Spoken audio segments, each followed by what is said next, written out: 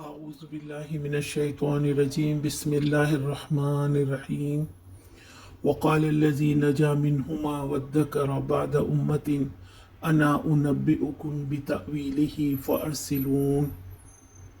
ان دو قیدیوں میں سے جو شخص بچ گیا تھا اور اسے ایک مدت دراز کے بعد اب یاد آئی، اس نے کہا میں آپ حضرات کو اس کی تعویل بتاتا ہوں، مجھے ذرا قید خانے میں یوسف علیہ السلام کے پاس بھیج دیجیے۔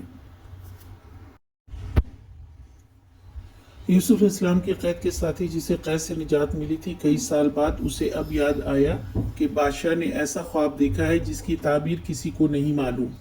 تب اسے اچانک یوسف علیہ السلام یاد آ گئے کہ ایسا ہی معاملہ ان کے ساتھ ہوا تھا اور انہوں نے ان سے تعبیر پوچھی تھی اور انہوں نے جیسا بتایا تھا بالکل ویسا ہی ہوا۔ اس نے بادشاہ کے پاس اپنی بات رکھی اور ماجرا بتایا کہ آپ مجھے بھیجیں، میں ایک ایسے شخص سے واقف ہوں جو آپ کے خواب کی تعبیر بتائے گا۔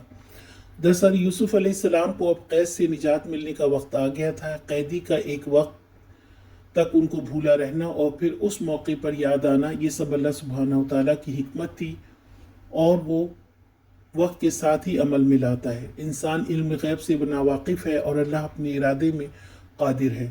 بے شک وہ ہر کام کو اپنے اندازے کے مطابق کرتا ہے، جس کا علم صرف اور صرف اللہ رب العزت کو ہے۔ آج کا سوال، قیدی کو اچانک کون یاد آیا؟